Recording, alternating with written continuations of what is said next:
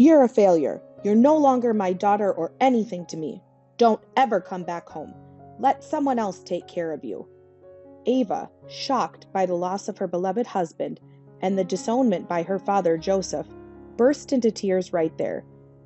Even I, who was listening nearby, couldn't stop crying at such harsh words.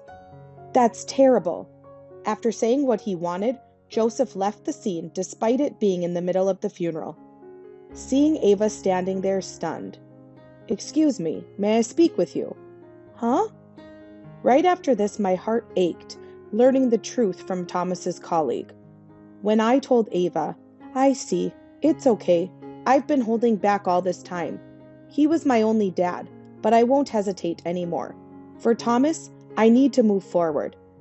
Ava's expression, which had been in tears just moments before, became resolute, and in her eyes there seemed to be a strong determination. I won't let him say anything anymore. He has to face the consequences of his actions. There's nothing more to say, and I feel the same way. Consequences. This is the result of actions for someone who has done terrible things. Good morning, Thomas. Did you sleep well? Good morning. What time is it? It's past 10 already. We plan to go shopping together today, remember? Ava is right. Hurry up and get ready.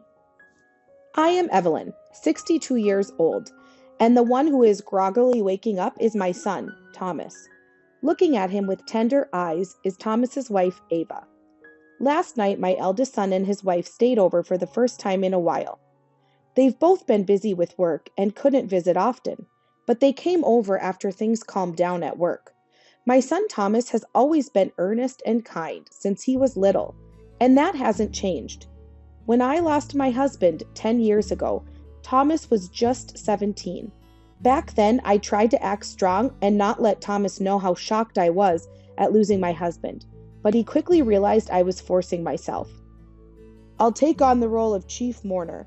At the young age of 17, Thomas took on the responsibility of being the chief mourner from start to finish. I remember being amazed at how strong and grown up my child had become. After that, Thomas and I started our life together. He didn't go to college to support our living, but instead took a job at a factory right after graduating high school. He worked tirelessly every day with no time for leisure just to support our life. Then, on his 26th birthday, Thomas brought home a woman. Nice to meet you. I'm Ava. Ava was a wonderfully kind woman with a lovely smile and great consideration for others. I couldn't have been more thankful to God for Thomas having such a wonderful girlfriend. A year later, they got married. Surrounded by blessings from everyone, the couple looked blissfully happy, and I was happy to see them like that. However, there was someone watching the scene with a harsh, critical expression. The one emitting an odd atmosphere, standing out all alone, was Ava's dad, Joseph. He was the only one who disapproved of their marriage. The reason wasn't clear, but one thing was certain. He had no love for his daughter and would verbally abuse her in public. How can a failure who couldn't even go to college expect to find happiness in marriage? I couldn't comprehend how a father could say such things to his own daughter. Why couldn't he just be happy for her? Thomas and Ava work at the same company. They work late every day, yet they seem to enjoy their time together, living fulfilling lives, which makes me proud as a parent. But Joseph didn't think so. Then the phone rang. Hello? Staying with that guy will only bring you misery. What? You'd better get a divorce soon. It's for your own good. That girl is a failure. Since their marriage, Joseph has been making harassing calls like this almost every day. Are they planning to split up? Are they okay with becoming unhappy? They need to act fast before it's too late.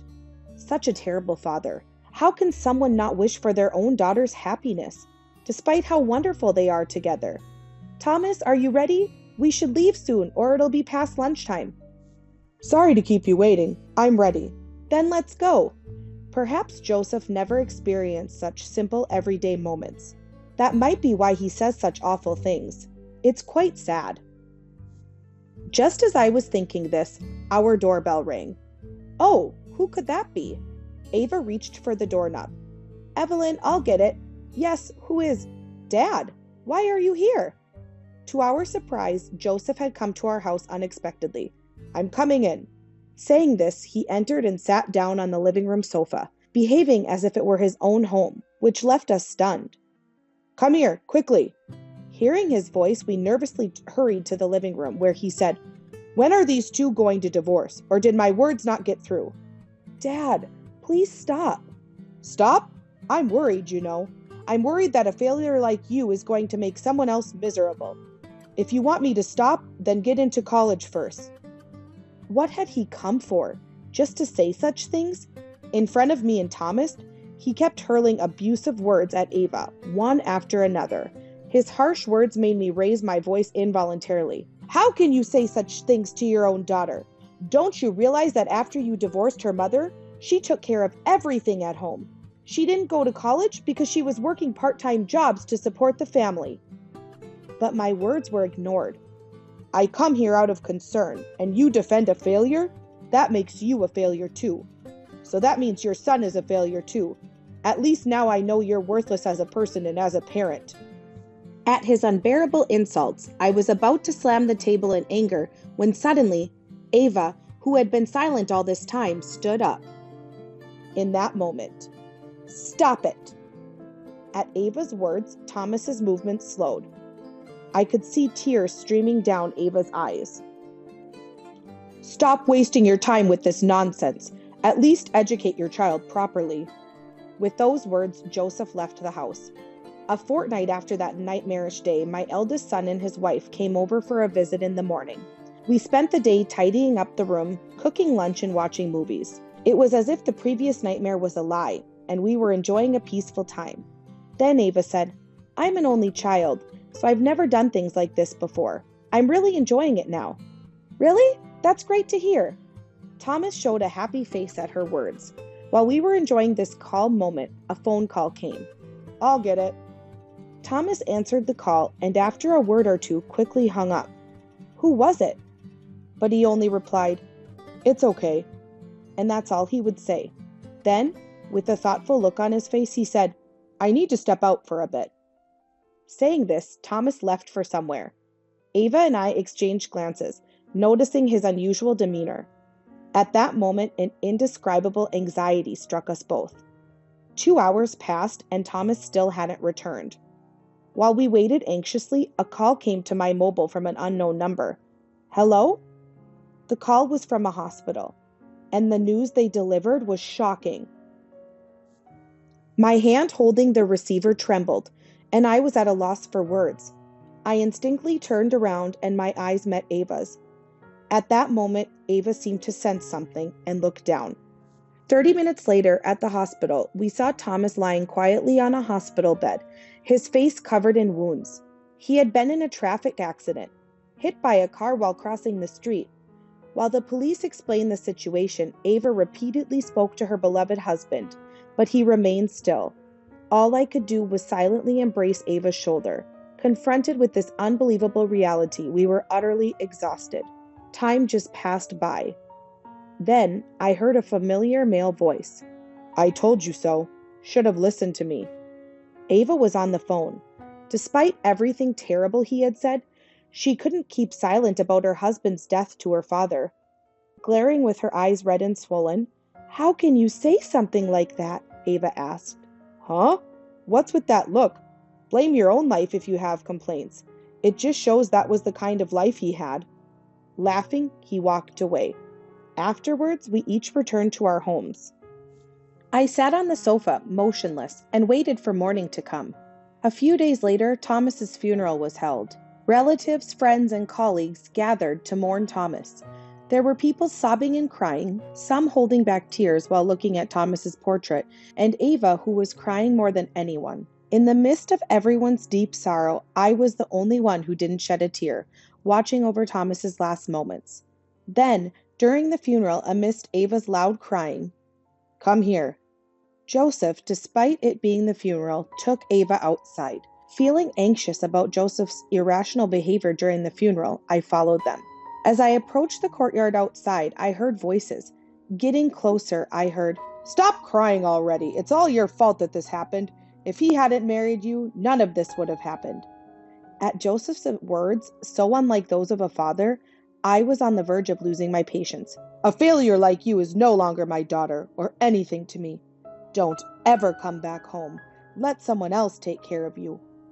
Shocked by the loss of her beloved husband and the disownment from her blood-related dad, Ava broke down in tears right in front of us. Even I, listening nearby, couldn't hold back my tears at such harsh words. After saying what he wanted, Joseph left the funeral, regardless of the occasion, looking at Ava standing there stupefied. "Excuse me, may I speak with you?" After this, my heart ached, learning the truth from Thomas's colleague. When I told Ava, "So that's how it was. It's okay. I've been enduring all this time because he was my only dad. But now, I won't hesitate anymore. For Thomas's sake, I need to move forward." Ava's expression, previously marred by tears, now showed a newfound resolve, and in her eyes, there seemed to be a strong determination. "I won't let him say anything anymore. He has to face the consequences of his actions." There was no need for more words. She felt the same as I did. Consequences. This is the natural outcome for someone who has done such terrible things. After the hectic funeral ended, our days gradually returned to their previous calm. The loss of a loved one was a deep disappointment, but now we can only look forward and move on. "Evelyn, shall we go shopping today?" "Yes, let's. We've been too busy to go for a while, so it would be nice." Ava began to visit daily, spending time with me. We did everything together: cleaning, eating, watching TV, and Thomas's portrait was always there, making it feel like we were still a family of 3. As peaceful days passed, a phone call came. "Hello?"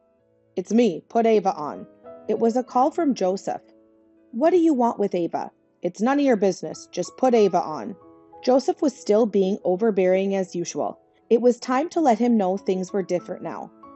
"After saying such things, you now want to talk to Ava? That's very convenient for you." "Shut up. Put Ava on." "If you insist, why don't you call Ava's mobile yourself? I doubt she would answer your call, though. By the way, Ava is not here today. She's at work." I hung up the phone after saying that. That night, I finished work after receiving a text from Ava saying, "There's something important I need to discuss with you. Please come to my house quickly."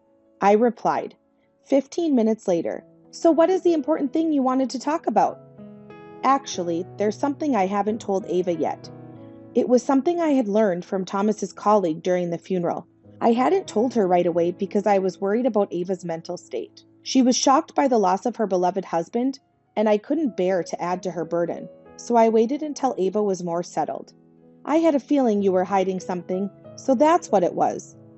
I was shocked too when I heard it. Probably he didn't want to involve us. Ava too couldn't hide her surprise. When I mentioned the call from Joseph, "Considering our future, this might be a good opportunity. We need to end it all and properly move forward this time." Ava seemed determined as she immediately called Joseph and arranged to meet him the day after next.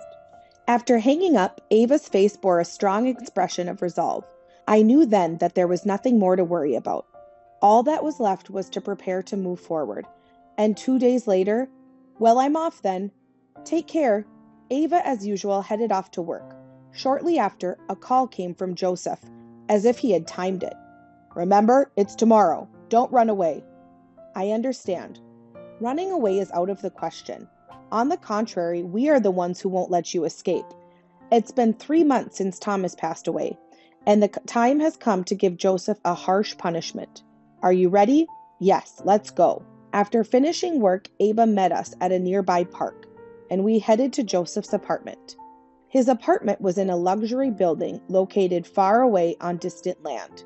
It was a mystery how someone with no job could afford to live there. But the story we heard from Thomas's colleague made everything clear. After driving for 3 hours, we arrived at the apartment. Approaching Joseph's door and ringing the bell, the door slowly opened. Joseph's face, wrinkled and grim, appeared in the gap. "You're late. Come in." "We'll talk here." Surprised by our response, Joseph looked astonished. "Dad, you need to leave this apartment right now." "What?" "This apartment has already been sold." "What? What do you mean?" "Because I'm the actual contract holder of this apartment, and you, being an outsider, can't live here." Indeed, Ava was the contract holder for this luxury apartment. She had purchased it before marrying Thomas. I want to live near my childhood home when we get married. I want to give back to Mom, who raised me. Respecting Thomas's wishes, Ava had put off moving into the apartment. Naturally, this was never disclosed to Joseph. And now, this leads to the story we heard from Thomas's colleague. Joseph, learning that Thomas had bought this apartment, repeatedly demanded from Thomas, who was seeking his approval for their marriage. "Let me live in this apartment," Joseph had said. Furthermore, not satisfied with just that, he kept demanding money from Thomas for gambling, drinks, and even living expenses. This had been going on since he first came to our house. Naturally, Thomas's monthly salary was quickly depleted. Desperate and with nowhere to turn, Joseph even resorted to borrowing money from a loan shark. Despite these struggles, Thomas continued to seek Joseph's approval for their marriage until his sudden, accidental death. "You should know the hardship my son endured because of you. Don't think you can just live as if nothing happened after ruining my son's life for your own comfort. I never thought a person could be so messed up, especially my own dad. This is it. As of today, our relationship as parent and child ends. You're on your own now." "What do you mean by you're on your own?" Ava, not responding to Joseph's question, left him speechless, standing there. "And we have no interest in listening to you now. It's the same for Ava. Whatever you say, it's useless." Then, suddenly, Joseph began to apologize deeply at the doorway. "I was wrong. Please forgive me. I beg you." Pathetic. Whatever you do is irrelevant to us. We don't care what happens to you from now on. As we were about to leave, two men approached us, and then, "Is Joseph here? This guy needs to pay back the money he borrowed in place of his deceased brother. 50,000 in total. Let's go to the office to discuss this." "Help me! Don't abandon me!" The men were the loan sharks to whom the son had owed money. "This has nothing to do with us. Goodbye." "Wait, help me." After that, Joseph was taken to the loan shark's office. With no job, Joseph couldn't repay the $50,000 debt and is now desperately working to pay it off. Meanwhile, I suggested, "Evelyn, how about we go out for dinner today? I found a nice Italian restaurant." "Oh, really? I love Italian cuisine." "Then get ready quickly." Ever since then, we have been enjoying our days together like a true family. And beside us, "I'm off then, Thomas." "Thomas, I'm leaving now." "Take care." It's as if we can hear our son's voice from heaven, bidding us farewell. And from now on, the three of us will continue to live happily together.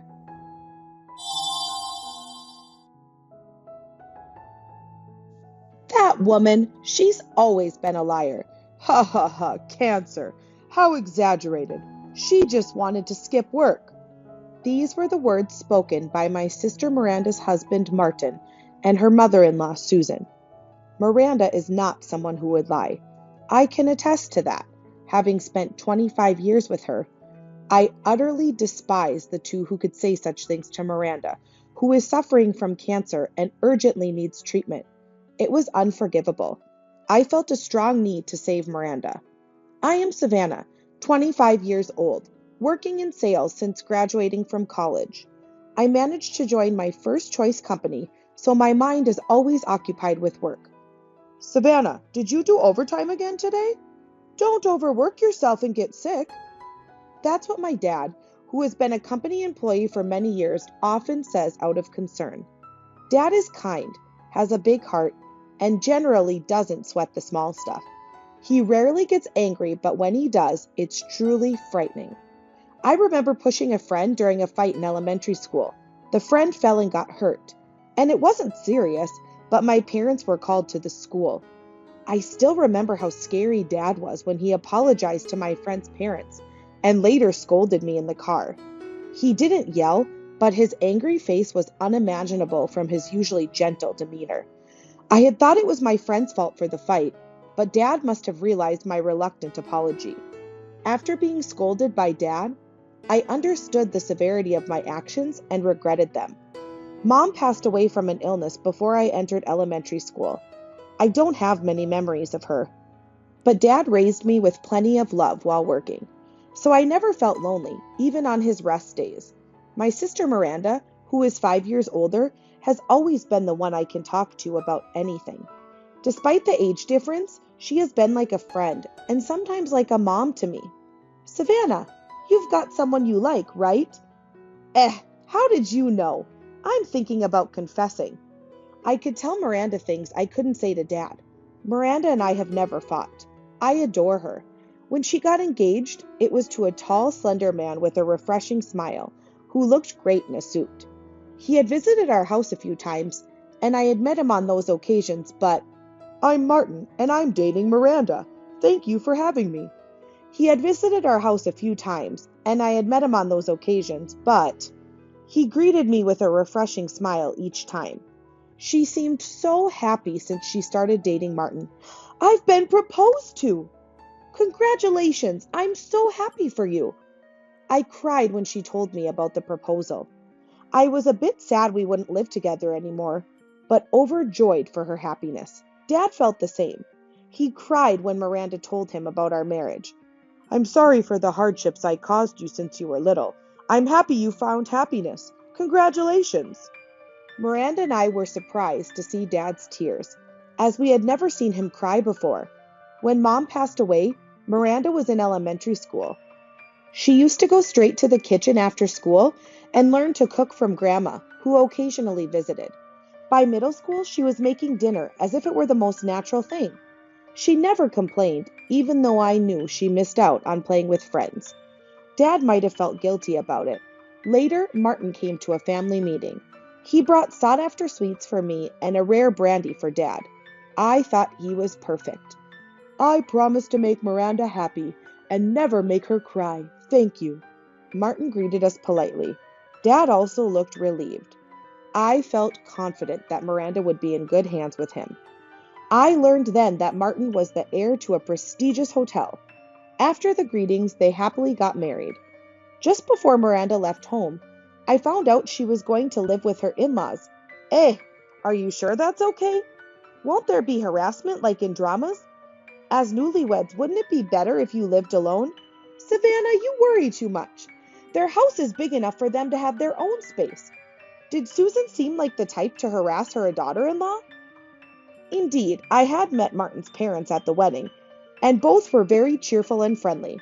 They were greeting everyone at the venue. Please take good care of Martin, and even poured me a drink. I felt reassured, thinking that if Miranda said it was okay, then it must be. Miranda was able to continue her job, though the commute became a bit more challenging. I felt a bit embarrassed for worrying too much. On the day we sent Miranda off, I felt happy, but also lonely, and I found myself crying in bed. Half a year passed. I hadn't seen Miranda, but we exchanged messages occasionally. Her replies were slow, but she seemed to be doing well. I had a lot I wanted to talk to her about, but I refrained from disturbing her happiness. As for me, I was still immersed in my work. Living with Dad made me realize how much I appreciated Miranda. I thought I had been helping with household chores, but I found myself forgetting laundry in the washer or burning the food, realizing I wasn't as capable as I thought. Dad just laughed and didn't get angry. Then one day, when Dad was away on a business trip, I worked late and was eating delivery food at home. Suddenly, the doorbell rang. Wondering who it could be at this late hour, I cautiously went to the door, only to find Miranda standing there. Miranda? The Miranda I saw after a long time had lost a surprising amount of weight in just half a year. It was more accurate to say she looked emaciated rather than just thin, and her complexion was pale. As I rushed to her, she collapsed into my arms. I instinctively hugged her. I took the exhausted Miranda to my room and put her to bed. There were many questions I wanted to ask, but I thought it best to let her rest first. Savannah, I'm sorry. Miranda kept apologizing. It's okay, just rest for now. We'll talk after. I rushed to the convenience store, bought her some drinks and fever-reducing sheets, and handed them to Miranda. What happened? When I asked Miranda, I have cancer, but they won't let me go to the hospital, she replied in a hoarse voice, tears streaming down her face. It turned out Miranda's happiness lasted only until they started living together. Everyone changed the moment I became a daughter-in-law, Miranda said. She said that on the day of her marriage, She was asked to quit her job to help with the family business. She accepted this demand. After quitting her job, Miranda would wake up at 4 a.m. to thoroughly clean the entire house and prepare breakfast for the family and 10 relatives.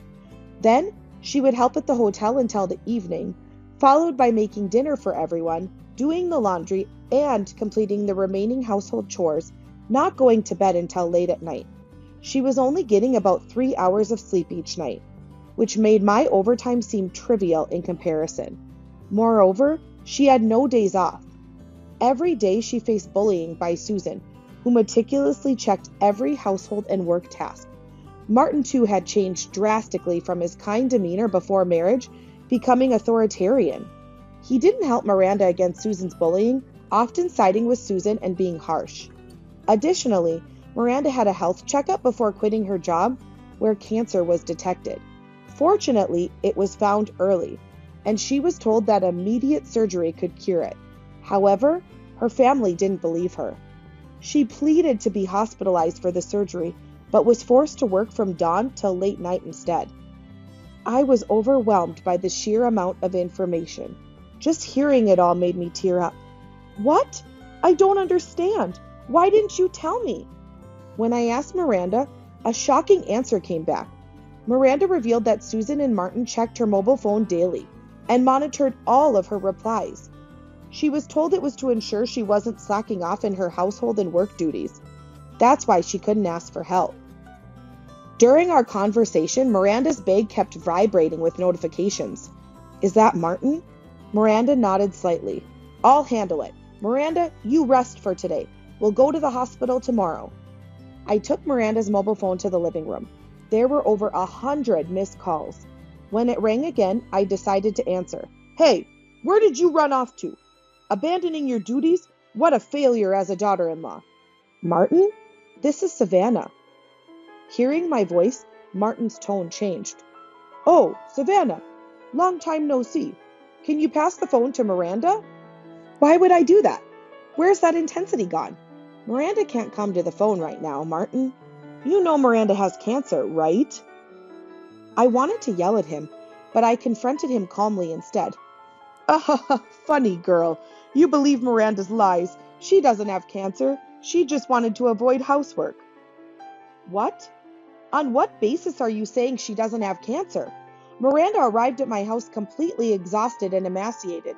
I'm taking her to the hospital tomorrow. She won't be going back there. She's there, right? I'll come to pick her up. Don't come. If you do, I'll call the police. I hung up the phone. It kept ringing, and I was scared they might come over. But fortunately, they didn't show up, and the calls were just continuous. I turned off Miranda's phone. I felt frustrated. I wondered why I hadn't noticed anything before the marriage. It pained me to see my beloved Miranda suffering. I couldn't sleep that night. The next day, I took Miranda to the hospital early in the morning. Her physical condition had deteriorated significantly, and the doctors advised immediate surgery, so she was admitted to the hospital. At the hospital, I requested that Miranda not be allowed to meet anyone who might visit, just to be safe. Then I went home to bring the necessary things for her hospital stay. When I arrived, Dad had already returned. Dad, something terrible has happened. I had been too upset to tell Dad anything yet. What? What's wrong? Dad looked startled by my urgency. As I explained about Miranda, his face gradually turned darker, and by the end, he was red with anger. What? I can't believe this. First, we need to go to the hospital. Let's go. It had been years since I'd seen Dad so angry. We both headed to the hospital where Miranda was waiting. Miranda, are you okay? Dad, I'm sorry. Don't talk anymore. Just tell me what you want me to do from now on. I'll take care of it. I want a divorce. Understood. I silently listened to the exchange between Miranda and Dad. As Dad was about to leave the room, I started to follow when I determined to help her. Savannah, wait, take this. Miranda handed me an envelope. What's this? Before I could check, Savannah, let's go, called Dad. I put the envelope in my bag and left the room. Dad and I then headed to Martin's house. Upon arriving, Susan came out. Finally, you've brought her back. Oh, she's not here? She spoke as if nothing was wrong. I couldn't stand it, and Miranda has been hospitalized because of you, I told them firmly. Oh my, that sounds terrible. But it must be a sham, right? That girl is a habitual liar. Susan replied without a hint of remorse. What? A sham? Well, let's discuss this inside, Dad said, and we entered the house. It seemed Susan was the only one there. Miranda's father-in-law must be at work. I remembered Miranda saying he was a workaholic and indifferent to anything but work. He had turned a blind eye to the mistreatment Miranda suffered. Then Martin came from the back. Oh, long time no see. He greeted us with the same refreshing smile as when we first met. Now I understood that these two were only good on the surface. Miranda has cancer. It's not a sham or anything of the sort. Harold, you're exaggerating. It can't be cancer. I was astounded by Martin's laughing response. Then look at this. Dad showed them the medical report from the hospital. Susan and Martin looked shocked, but quickly, oh my, it was true. We never believed her because she's always lying. Regular behavior is important, isn't it? Susan said. Miranda doesn't lie. What do you think she is? I couldn't help but interject. A daughter-in-law. Nothing more, nothing less. You wouldn't understand being single. A daughter-in-law is supposed to live for the family. Susan started spouting nonsense. What? Live for the family by not letting her go to the hospital despite her illness? Making her work from dawn to midnight? She said everyone changed after coming to this house. She's lying about that too. She's good at lying, isn't she? Maybe it's because she's from a single-parent family. Being a daughter-in-law isn't being a guest. It's normal to be strict. No matter what I said, Susan kept laughing and responding. I felt like crying, but I clenched my teeth and held back, knowing I couldn't let myself cry. Then Dad spoke up. The illness wasn't a lie, was it? Do you have any proof of her other supposed lies? Well, it doesn't matter anymore. It's clear from this conversation that you're unreasonable. We cannot leave Miranda in this house. We will proceed with the divorce through a lawyer, as Miranda wishes. He said he seemed calm, but I could tell he was trembling with anger. Harold, please wait. Let me see Miranda. I'm sorry for not believing her illness, but as Mom said, Miranda often lies. And the claim that Mom was harsh and made her work from dawn to midnight is false. I think we can sort it out if we talk. Please let me see Miranda. Martin pleaded with Dad, apologizing deeply. I was appalled that he still called Miranda a liar. And then listen to this. I played a voice recording. It documented Miranda's day from early morning to late night. 4:30 a.m., starting to clean. Miranda's voice was recorded. This cleaning is inadequate. Look at this dust. A dusty woman like you wouldn't notice, right? Want to be thrown out? Susan's voice was on the recording. In another part, I have cancer. Please let me go to the hospital. Miranda pleaded, to which Martin responded, Shut up. If you have time to say that, work.